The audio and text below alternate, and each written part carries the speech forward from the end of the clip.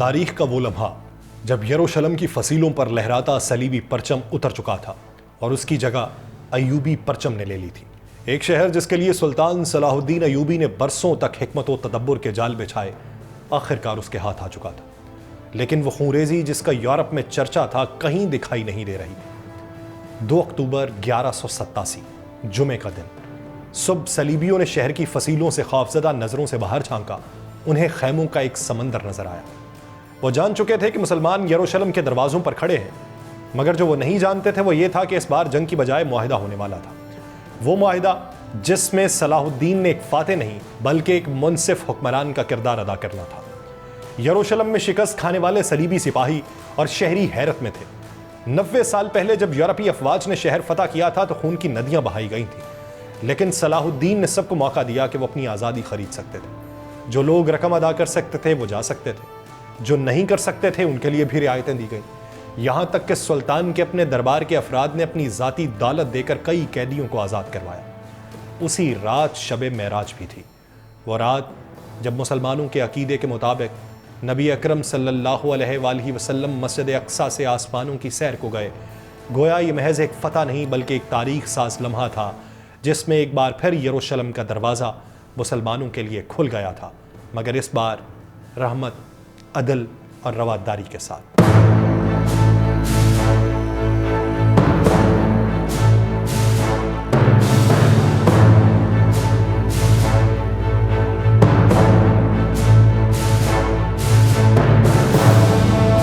آپ سب پر سلامتی ہو.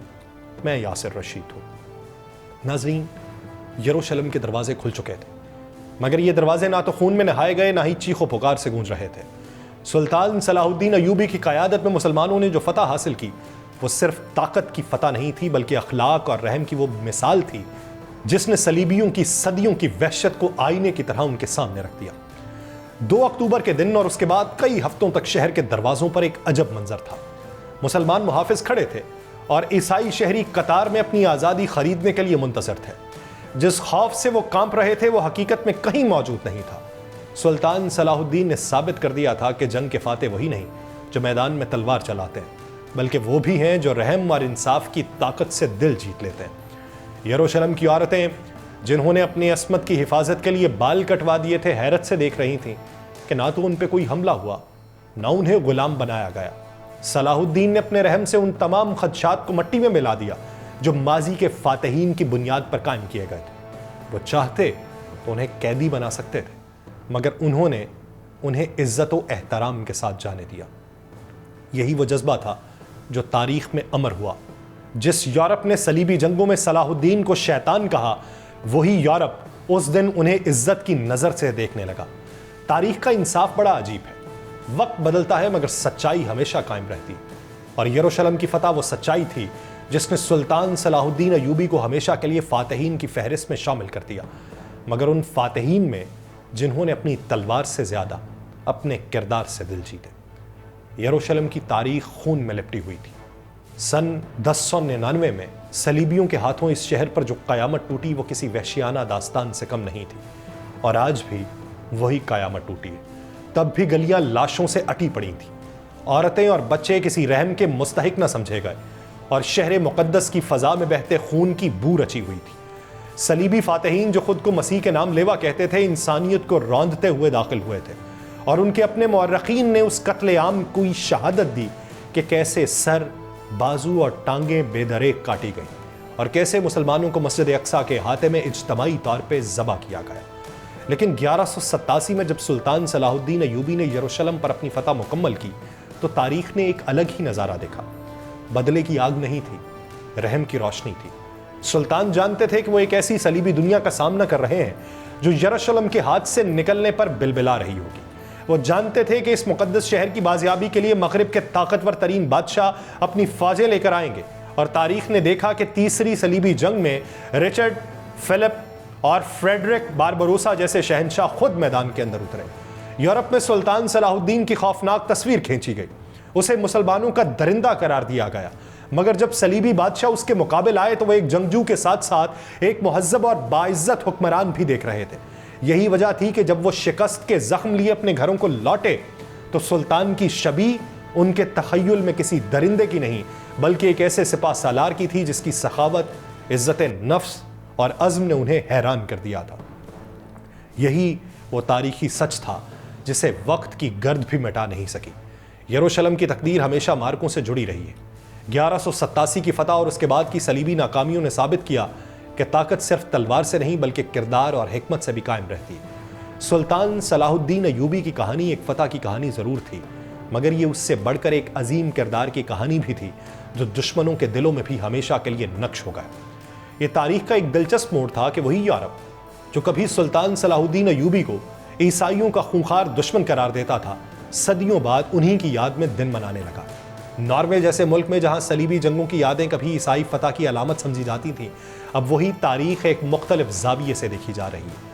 2008 کی بات ہے جب ناروے کے قومی شاعر ہینڈرک ویرگیلین کی 200 سالہ تقریبات کے دوران ایک حیران کن تجویز سامنے آئی۔ ویرگیلین جو مذہبی رواداری کا دائی ہے، اس نے ناروے کے آئین میں ایک ایسی ترمیم متعارف کروانے میں اہم کردار ادا کیا جس کے نتیجے میں یہودیوں کو ملک میں داخلے کی اجازت ملی۔ اس کے نظریات کو آگے بڑھانے کے لیے ایک معروف نارویجن مصنف تھور ویلسٹن نے یہ تجویز دی کہ صلاح الدین ایوبی کے نام پر بھی ایک دن منایا جائے۔ یہ تجویز محض ایک علامتی اظہار نہیں تھا بلکہ اس کے پیچھے یروشلم کی وہ تاریخ تھی جس نے صلیبی جنگوں کے دوران خون اور نفرت کے سائے میں سانس لی تھی۔ لیکن وہ سب 1187 کو ہوا جس کی توقع دشمنوں کو نہیں تھی۔ شہر میں قتل عام کی بجائے امن کا پرچم بلند ہوا، مسیحیوں اور یہودیوں کو امان دی گئی، جنگ کی سفاک حقیقت کے باوجود رحم اور انصاف کی مثال قائم ہوئی۔ یہی وہ لمحہ تھا جب یورپ کے ضمیر جو کہیں دب چکا تھا اور جسے صدیوں بعد ناروے نے سیلاڈن ڈے کے نام سے زندہ کرنے کا فیصلہ کیا۔ یہ تاریخ کی ایک انوکھی ستم ظریفی ہے کہ وہی مغرب جو کبھی صلاح الدین ایوبی کو صلیبی شکست کا ذمہ دار سمجھتا تھا، اب اسے بین المذاہب ہم آہنگی کی علامت کے طور پہ منا رہا ہے۔ یہ تاریخ کا وہ غیر متوقع رخ ہے جس نے مغرب کے تصورات کو پلٹ کے رکھا۔ سلطان صلاح الدین ایوبی جو کبھی صلیبی جنگوں میں یورپ کے لیے سب سے بڑا خطرہ سمجھا جاتے تھے، رفتہ رفتہ مغرب ہی میں عزت و احترام کی علامت بن گئے اور سیلاڈن ڈے منانے کی روایت قائم ہوئی۔ لیکن برطانوی رائل نیوی کے ایک جنگی جہاز اور برطانوی فوج کی بختربند گاڑی کو ان کے نام سے موسوم کرنا تاریخ کا ایسا لمحہ تھا جسے نظر انداز کرنا ممکن نہیں ہے۔ وہی برطانیہ جس کا بادشاہ رچرڈ تیسری صلیبی جنگ میں یروشلم کو دوبارہ حاصل کرنے کے لیے ایوبی افواج کے خلاف جنگ لڑ چکا تھا، 8 صدیوں بعد برطانوی فوج ہی نے اپنے ساز و سامان کو اسی سلطان کے نام سے منسوب کیا جس کے خلاف ان کے آباء و اجداد لڑتے رہے۔ نارفاک کے ٹینک میوزیم میں رکھی ہوئی وہ بختربند گاڑی جس کا نام سیلاڈن رکھا گیا، محض ایک فوجی گاڑی نہیں ہے بلکہ یہ اس تاریخی حقیقت کی علامت ہے کہ وقت کے ساتھ ساتھ دشمن کے تصورات بدل جاتے ہیں اور فتح صرف میدان جنگ میں نہیں بلکہ تاریخ کے صفحات پر لکھی جاتی ہے۔ مورخ جوناتھن فلپس کا کہنا بالکل درست ہے کہ شاید تاریخ میں کوئی اور ایسی مثال نہیں جہاں کسی شخصیت نے کسی قوم کو اتنا زخم دیا ہو اور پھر بھی وہی قوم اسے اپنا ہیرو تسلیم کرنے پر مجبور ہو گئی ہو۔ مغرب کی نظر میں صلاح الدین کا کردار آہستہ آہستہ ایک دشمن سے بڑھ کے ایک عظیم جنگجو اور حکمت و رواداری کی علامت بن چکا۔ یہی وہ پس منظر تھا جس میں صلاح الدین ایوبی کی شخصیت پروان چڑھی اور ان کے فکری و عسکری نظریات کی بنیاد پڑی۔ زنگی خاندان کی چھتری تلے تربیت پانے والے اس کرد نوجوان نے نور الدین زنگی کی حکمت عملی، سیاسی بصیرت اور عسکری مہارت کو قریب سے دیکھا اور سیکھا۔ نور الدین صرف ایک سپاہ سالار نہیں تھے بلکہ وہ خلافت عباسیہ کے حقیقی محافظ اور صلیبیوں کے خلاف جہاد کے دائی بن چکے تھے۔ ان کے دور میں جہاد کا تصور محض ایک جنگی حکمت عملی نہیں بلکہ ایک نظریاتی مہم بن چکا تھا۔ صلاح الدین ایوبی نے اپنی ابتدائی زندگی میں ہی یہ سمجھ لیا تھا کہ مسلم اتحاد اور خلافت عباسیہ کی پشت پناہی کے بغیر صلیبیوں کے خلاف کوئی بڑی کامیابی ممکن نہیں۔ وہ دمشق میں پولیس چیف کی حیثیت سے انتظامی مہارت حاصل کر رہے تھے، لیکن ان کے چچا شیر کو اور نور الدین زنگی کی قربت نے انہیں ایک بڑی جنگ کے لیے تیار کر دیا۔ نور الدین زنگی کی شخصیت میں جو روحانی، عسکری اور سیاسی بصیرت تھی، وہی بعد میں صلاح الدین ایوبی کے اندر ایک نئے عہد کے آغاز کا باعث بنی۔ 1160 کی دہائی وہ وقت تھا جب مشرق وسطیٰ میں سیاسی منظرنامہ تیزی سے تبدیل ہو رہا تھا۔ خلافت فاطمیہ کا سورج غروب ہونے کو تھا اور مصر میں ایک طاقتور مگر کمزور سلطنت آخری سانسیں لے رہی تھی۔ نور الدین زنگی نے اس خلا کو پر کرنے کے لیے شیر کو اور صلاح الدین کو مصر بھیجا۔ یہ وہ مہم تھی جس نے صلاح الدین کی زندگی کا سب سے اہم موڑ ثابت ہونا تھا۔ وہ محض ایک فوجی مہم نہیں تھی بلکہ یہ خلافت عباسیہ کی بالادستی کو تسلیم کروانے اور مسلم دنیا کو ایک نیا سیاسی و عسکری اتحاد فراہم کرنے کا موقع تھا۔ ایوبی نے اپنی دانائی، حکمت عملی اور غیر معمولی فراست کے ذریعے مصر میں خلافت عباسیہ کا پرچم بلند کیا۔ فاطمی خلافت کا خاتمہ ہوا اور یوں ایک نئی اسلامی سلطنت کی بنیاد رکھی گئی۔ لیکن یہ کہانی صرف مصر کی فتح تک محدود نہیں تھی۔ نور الدین زنگی کا سایہ بدستور صلاح الدین کے سر پہ رہا اور وہ ابھی تک ان کے ماتحت تھے۔ سوال یہ تھا کہ نور الدین کی وفات کے بعد صلاح الدین خود کو کس طرح ایک آزاد اور خود مختار حکمران کے طور پہ پیش کریں گے۔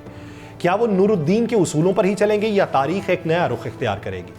یہ وہ وقت تھا جب یروشلم کی بازیابی کا خواب ایک بار پھر حقیقت کا روپ دھارنے والا تھا، لیکن اس سے پہلے صلاح الدین کو اپنے اندرونی دشمنوں، مسلم ریاستوں کی سازشوں اور اپنی ہی فوج کے چند باغی عناصر سے نمٹنا تھا۔ نور الدین زنگی جو شام کے حکمران تھے جانتے تھے کہ جو بھی مصر پر قابض ہوگا وہ خطے میں سب سے بڑی طاقت بن جائے گا۔ دوسری طرف یورپ سے آنے والی مسیحی حکمران فرینکس بھی مصر پر قبضہ کرنا چاہتا تھا، اور اس صورتحال کو دیکھتے ہوئے نور الدین زنگی نے اپنے سب سے قابل اعتماد جرنیل شیر کوہ کو مصر بھیجنے کا فیصلہ کیا۔ اس فوج میں صلاح الدین شامل تھے اور یہ پہلی بار تھا جب وہ بطور کمانڈر کسی جنگی حکمت عملی کا حصہ بنے۔ جنگ کے دوران شیر کوہ نے صلاح الدین کو حکم دیا کہ وہ دشمن کے گھڑ سواروں کے لیے راستہ چھوڑ دیں تاکہ ان کی ترتیب بگڑ جائے، پھر دوسری جانب سے حملہ کیا جائے۔ یہ حکمت عملی کامیاب رہی اور مسیحی فوج کو شکست ہو گئی۔ صلاح الدین اور ان کے خاندان نے زنگیوں کے ساتھ وفاداری قائم رکھی، لیکن وقت کے ساتھ وہ خود بھی طاقتور ہوتے گئے۔ مصر میں فاطمی خلافت اندرونی انتشار کا شکار ہوئی اور وہاں وزارت عظمیٰ کے لیے سخت رسا کشی ہونے لگی۔ حالات ایسے بنے کہ فاطمی خلیفہ العاضد نے 1169 میں شیر کوہ کو اپنا وزیر بنا لیا، لیکن شیر کوہ جلد ہی بیمار ہو کر وفات پا گئے اور ان کی جگہ صلاح الدین کو وزیر مقرر کر دیا گیا۔ صلاح الدین نے اس موقع کا فائدہ اٹھاتے ہوئے آہستہ آہستہ مصر میں سنی اثر و رسوخ کو بڑھایا۔ انہوں نے فاطمی دربار کے کئی پرانے عہدیداروں کو ہٹا کر سنی علماء اور قاضی مقرر کر دیے، شافعی فقہ کے مدارس بنوائے اور قاہرہ میں ایک نئے سیاسی و مذہبی اشرافیہ پیدا کی۔ فاطمی خلافت کا بظاہر خاتمہ ہو چکا تھا، لیکن رسمی طور پہ اسے ختم کرنے کے لیے ایک بڑے اقدام کی ضرورت تھی۔ 1171 میں جب فاطمی خلیفہ العاضد بیمار تھے، صلاح الدین نے مصر کی تمام مساجد میں عباسی خلیفہ کے نام کا خطبہ پڑھوانے کا حکم دیا۔ حیران کن طور پہ کسی جانب سے کوئی بڑا رد عمل سامنے نہیں آیا۔ اس طرح تقریباً 2 صدیوں پر محیط فاطمی خلافت کا خاتمہ ہوا اور مصر باضابطہ طور پہ سنی اسلامی خلافت کا حصہ بن گیا۔ یہ تبدیلی بظاہر کسی بڑے خون خرابے کی بغیر ہوئی، کیونکہ اس وقت فرقہ واریت آج کی طرح شدید نہیں، یہاں تک کہ بعض علماء بھی صلاح الدین کے قریب سمجھے جاتے تھے جو دوسرے فقہ سے تعلق رکھتے تھے۔ اس اقدام کے بعد صلاح الدین نے اپنی سلطنت کو مزید مستحکم کیا اور آنے والے سالوں میں وہ شام اور مقدس مقامات پر اپنی گرفت مضبوط کرنے کی طرف متوجہ ہوئے۔ فسطاط ایک سنی اکثریتی شہر تھا جہاں یہودی، قبطی، مغربی اور سوڈانی باشندے، ساتھ ہی غیر ملکی تاجر بھی آباد تھے۔ قاہرہ میں ترک غلام فوجی، آرمینیائی جنگجو اور بربر قبائل کا بھی اثر و رسوخ تھا جنہیں فاطمی حکمران اپنی طاقت کے لیے استعمال کرتے تھے۔ اسماعیلی فاطمی خلیفہ نے شیعہ اور سنی فرقوں کے درمیان کی سرحدیں دھندلا دی تھیں تاکہ وہ اپنی حکومت کو قائم رکھ سکیں۔ خلیفہ العاضد کی صحت اتنی خراب تھی کہ کسی نے انہیں یہ اطلاع دینا بھی ضروری نہیں سمجھا کہ مصر کی مساجد میں اب عباسی خلیفہ کے نام کا خطبہ پڑھا جا رہا ہے۔ وہ اس حقیقت سے بے خبری دنیا سے رخصت ہو گئے کہ ان کی خلافت کا اختتام ہو چکا۔ اس کے بعد مصر میں اصل اقتدار صلاح الدین ایوبی کے ہاتھ میں آیا، جو خلیفہ العاضد کو ایک نیک دل اور سخی انسان سمجھتے تھے۔ صلاح الدین نے خلیفہ کے بیٹے سے ملاقات کی اور کہا کہ وہ ان کے والد کے ایجنٹ ہیں، لیکن خلیفہ نے وراثت کے بارے میں کوئی ہدایت نہیں دی۔ اس طرح خلافت کا سلسلہ آگے نہ بڑھ سکا اور مصر میں اب عباسی خلافت کا نام لیا جانے لگا۔ نور الدین زنگی اور صلاح الدین کے نام کے سکے جاری ہوئے، بغداد سے ان کے لیے شاہی لباس اور پرچم بھیجے گئے، مغرب نے ان کی بڑھتی ہوئی طاقت کو محسوس کیا اور جرمن بادشاہ فریڈرک باربروسا نے 1172 میں صلاح الدین کو تحائف بھیجے اور 1173 میں صلاح الدین نے بھی جرمنی میں تحائف بھیجوائے۔ بعض تاریخی حوالوں میں یہاں تک ذکر آیا کہ صلاح الدین کے بیٹے اور فریڈرک کے بیٹے کی شادی پر بھی گفتگو ہوئی، جس سے ظاہر ہوتا ہے کہ سفارتی تعلقات کسی حد تک معمول پہ تھے۔ نور الدین زنگی نے 1171 میں صلاح الدین کو محاذ پہ طلب کیا، لیکن وہ مصر میں داخلی خطرات کا حوالہ دے کر نہ جا سکے۔ اس سے نور الدین کو شک ہونے لگا کہ صلاح الدین اب خود مختار ہونے کی کوشش کر رہے ہیں۔ ابن الاسیر کے مطابق نور الدین نے مصر جا کر صلاح الدین کو ہٹانے کا فیصلہ کیا، لیکن وہ بیمار ہو گئے اور 15 مئی 1174 کو ان کا انتقال ہوا۔ ان کی موت کے بعد شام اور مصر میں خانہ جنگی کا خطرہ تھا، لیکن جلد ہی صلاح الدین نے زنگیوں کے علاقوں کا کنٹرول حاصل کر لیا۔ 1175 میں عباسی خلیفہ نے صلاح الدین کو مصر، شام اور یمن کا حکمران تسلیم کیا، لیکن ساتھ ہی حلب میں نور الدین کے بیٹے الصالح کو بھی حکمرانی کی سند دی گئی۔ یہ اشارہ تھا کہ بغداد چاہتا تھا کہ صلاح الدین اور نور الدین کے ورثاء آپس میں نہ لڑیں بلکہ یروشلم کی فتح پر توجہ دیں۔ 1187 میں صلاح الدین نے یروشلم کو آزاد کرانے کی مہم تیز کر دی۔ ایک مسیحی جنگجو رینالڈ نے ایک مسلم تجارتی قافلے پہ حملہ کر کے معاہدے کو توڑ دیا، جس سے صلاح الدین کو صلیبیوں کے خلاف جنگ کا جواز مل گیا۔ اس موقع پہ انہوں نے ایک عظیم فوج کو اکٹھا کیا اور 2 جولائی کو تبریہ شہر کا محاصرہ کر لیا، جس کی محافظت لارڈ ریمنڈ کی اہلیہ کر رہی تھی۔ یہ حکمت عملی مسیحیوں کو میدان جنگ میں کھینچنے کے لیے تھی اور یہی ہوا۔ اس کے نتیجے میں حطین کی جنگ ہوئی، جو صلیبیوں کے زوال اور صلاح الدین ایوبی کے ناقابل شکست ہونے کی علامت بن گئی۔ صلاح الدین ایوبی نے مارکہ حطین میں فرینک فوج کو شکست دے کر خطے میں طاقت کا توازن بدل دیا، مگر اصل ہدف یروشلم تھا۔ جولائی 1187 میں عقا اور بیروت فتح کیے گئے، پھر اشکلون بھی 2 ہفتوں کی مہم کے بعد مسلمانوں کے قبضے میں آ گئے۔ صلاح الدین نے ان شہروں کے لوگوں کے ساتھ سختی نہیں کی تاکہ مزید مزاحمت سے بچا جا سکے۔ 20 ستمبر 1187 صلاح الدین یروشلم پہنچے۔ شہر پر تیروں کی بارش ہو رہی تھی، ہر طرف جنگ کا شور تھا۔ صلیبی حکمران مارکہ حطین میں قیدی بن چکے تھے اور حالیان، جو شہر کی ذمہ داری سنبھالے ہوئے تھا، وہ سمجھ گیا کہ مزاحمت ممکن نہیں۔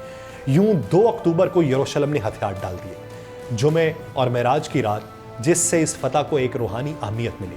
صلاح الدین نے عام شہریوں کے لیے 10 دینار فدیہ مقرر کیا، مگر کئی غریب اسے ادا نہ کر سکے اور ہزاروں لوگ غلام بنا دیے گئے۔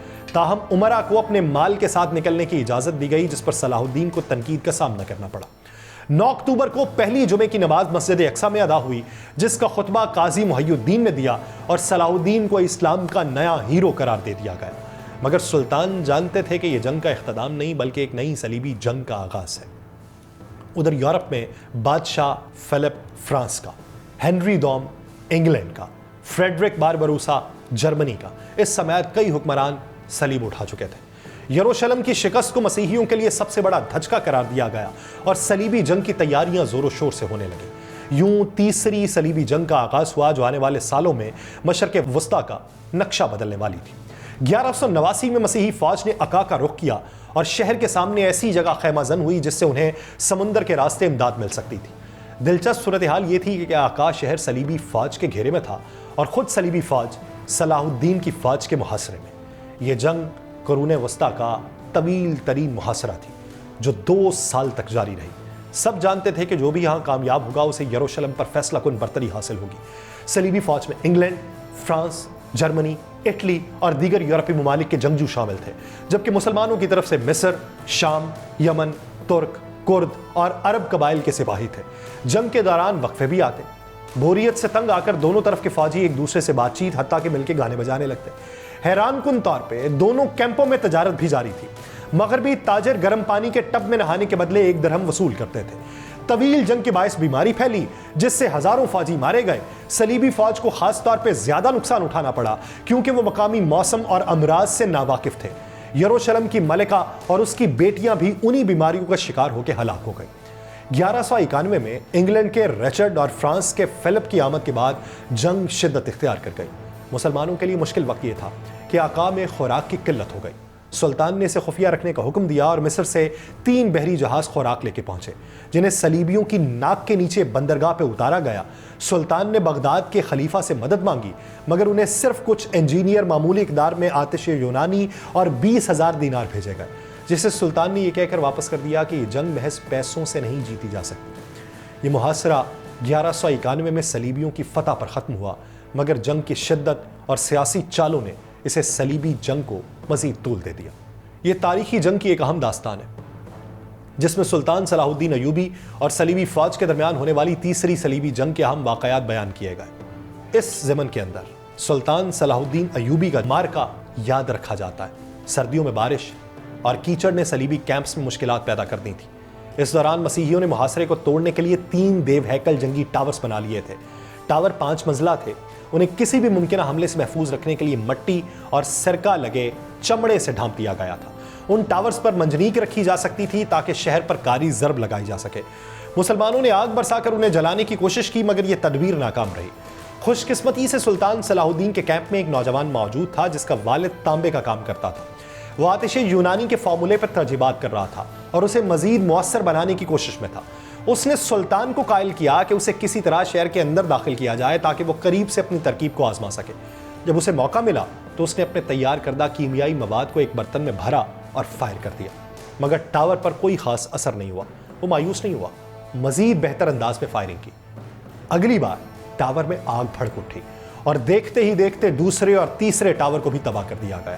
بعد میں اس بہادر نوجوان کو سلطان کے سامنے پیش کیا گیا جہاں اسے زمین اور مال و دولت کی پیشکش کی گئی، مگر اس نے انکار کرتے ہوئے کہا کہ اس نے سب محض اللہ کی رضا کے لیے کیا۔ جنگ کے میدان میں صلاح الدین کی رحمدلی بھی نمایاں تھی۔ ایک موقع پر جب 200 صلیبی نائٹس کو گرفتار کیا گیا تو ان میں سے ایک کمانڈر کو سلطان کے خیمے میں لایا گیا۔ سلطان نے نہ صرف اس کے ساتھ عزت و احترام سے برتاؤ کیا بلکہ اسے اپنا قیمتی کوٹ بھی پیش کر دیا تاکہ وہ سردی سے محفوظ رہے۔ صلیبیوں کو کھانے پینے کی سہولت فراہم کی گئی۔ ادھر صلیبیوں کو فرانس اور انگلینڈ سے تازہ کمک ملنے لگی۔ فرانس کے بادشاہ فلپ نے 6 جہازوں پر اپنی فوج اور جنگی سامان کے ساتھ عکا کا رخ کیا۔ چند ہی مہینوں میں شہر کی دیواروں کو تباہ کرنے کے لیے 7 منجنیقیں تیار کر لی گئی۔ 8 جون 1191 کو انگلینڈ کے بادشاہ رچرڈ بھی 25 بحری جہازوں کے ساتھ عکا پہنچا۔ اس کے ساتھ 17,000 جنگجو تھے جس سے صلیبی فوج کے حوصلے بڑھنے لگے۔ سلطان صلاح الدین نے مسلم دنیا سے مدد کی اپیل کی اور خبردار کیا کہ عکا شہر شدید خطرے میں ہے۔ 20 جون کو بادشاہ رچرڈ نے سلطان سے ملاقات کی خواہش کا اظہار کیا مگر سلطان نے انکار کر دیا کہ جب تک کوئی معاہدہ نہ ہو بادشاہوں کی ملاقات نہیں ہوتی۔ محاصرے کے دوران شہر کے حالات بگڑنے لگے۔ مسلمانوں نے بھرپور دفاع کیا مگر صلیبیوں کی بڑی تعداد اور مسلسل حملوں کے باعث حالات قابو سے باہر ہونے لگے۔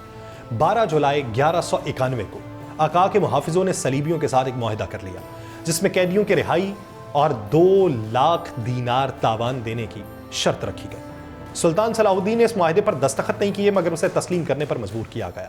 بعد میں صلیبیوں نے معاہدے کی آڑ میں دھوکہ کیا اور 2600 مسلمان قیدیوں کو شہید کر دیا گیا۔ یہ ایک وحشیانہ اقدام تھا جس کا مقصد سلطان کی ساکھ کو نقصان پہنچانا تھا۔ یروشلم کی طرف پیش قدمی کے دوران سلطان کی حکمت عملی اور صلیبیوں کے حربے آمنے سامنے آ گئے۔ جنگ کے دوران رچرڈ کی فوج نے خاص ترتیب اختیار کی تاکہ سلطان کے تیر اندازوں کے حملوں سے بچا جا سکے۔ گرمی کی شدت کے باعث دونوں طرف کے سپاہیوں کو مشکلات کا سامنا کرنا پڑا مگر صلیبیوں کو مغرب سے مسلسل کمک مل رہی تھی۔ اس دوران سفارتکاری عروج پہ تھی۔ سلطان اور صلیبی رہنماؤں کے درمیان مذاکرات ہو رہے تھے مگر یروشلم کی قسمت کا فیصلہ ہونا باقی تھا۔ 1192 کی گرمیوں میں صلیبی لشکر ایک بار پھر یروشلم کی دہلیز پر کھڑے تھے۔ انگلینڈ کے بادشاہ کو اپنے ملک سے مسلسل پیغامات موصول ہو رہے تھے۔ اس کا بھائی جان جو انگلینڈ میں اس کی غیر موجودگی کا فائدہ اٹھا رہا تھا وہ تاج و تخت کے معاملات میں کھلم کھلا مداخلت کرنے لگا۔ اس دباؤ کے باوجود رچرڈ نے اپنی نظریں مقدس شہر پہ جمائے رکھی۔ صلیبی لشکر میں پھوٹ پڑ گئی۔ یروشلم کی بادشاہت کے لیے رچرڈ کے نامزد امیدوار کانراڈ کو اچانک قتل کر دیا گیا۔ سازشوں کے اس جال کے باوجود رچرڈ نے اپنی گرفت کو مضبوط کیا اور مئی میں صلیبیوں نے ایک نئی امید کے ساتھ یروشلم کی طرف پیش قدمی شروع کر دی۔ مسلمانوں کو صلیبیوں کی حرکتوں کا بخوبی اندازہ تھا۔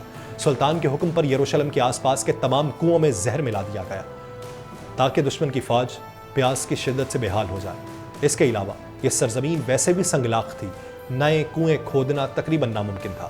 سلطان کے بھائی سیف الدین اور کئی اہم شخصیات صلیبیوں کی قید میں جا چکی تھیں لیکن یہ نقصان وقتی ثابت ہوا۔ سلطان کی سب سے بڑی کامیابی یہ تھی کہ ان کے بیٹے آپسی اختلافات بھلا کر یروشلم پہنچے اور اسلامی فوج ایک بار پھر مکمل طور پر متحد نظر آئی۔ تاریخ خود کو دہرانے لگی۔ جس طرح سلطان صلاح الدین کیمپ میں اس بحث میں مصروف تھے کہ شہر کے اندر دفاع کیا جائے یا کھلے میدان میں، اسی طرح صلیبی لشکر میں بھی انتشار تھا۔ انگریز اور فرانسیسی لشکریوں کے درمیان حکمت عملی پر سخت اختلافات سامنے آنے لگے اور بالآخر 4 جولائی 1192 کو ایک خبر نے صلیبی لشکر کے حوصلے پست کر دیے۔ یروشلم کے محاصرے کا خواب ایک بار پھر چکنا چور ہوا۔ یہ وہ لمحہ تھا جب تاریخ نے ایک بار پھر سلطان صلاح الدین کے حق میں فیصلہ دیا۔ فلپس لکھتا ہے کہ مسلمانوں کا سپہ سالار سرخرو ہوا۔ کہانی یہیں ختم نہیں ہوئی۔ یروشلم پر قبضہ کرنے کے خواب 2 بار چکنا چور ہونے کے باوجود رچرڈ یہ جان چکا تھا کہ تیسری کوشش کا نتیجہ مختلف نہیں ہوگا۔ اس کے علاوہ انگلینڈ سے مسلسل پیغامات واپسی کا اشارہ دے رہے تھے اور 2 ستمبر 1192 کو ایک تاریخی معاہدہ ہوا۔ معاہدہ یہ تھا کہ یروشلم بدستور مسلمانوں کے پاس رہے گا مگر مسیحیوں کو مقدس مقامات کی زیارت کی اجازت ہوگی۔ 1 ماہ بعد 10 اکتوبر 1192 کو رچرڈ واپس اپنے وطن چلا گیا بغیر یروشلم فتح کیے۔ 5 ماہ بعد سلطان صلاح الدین اپنی زندگی کی آخری عوامی تقریب میں نظر آئے۔ تاریخ تھی 19 فروری 1193۔ وہ دمشق میں اپنے لوگوں کے درمیان موجود تھے، ان کا جسم کمزوری کی چغلی کھا رہا تھا۔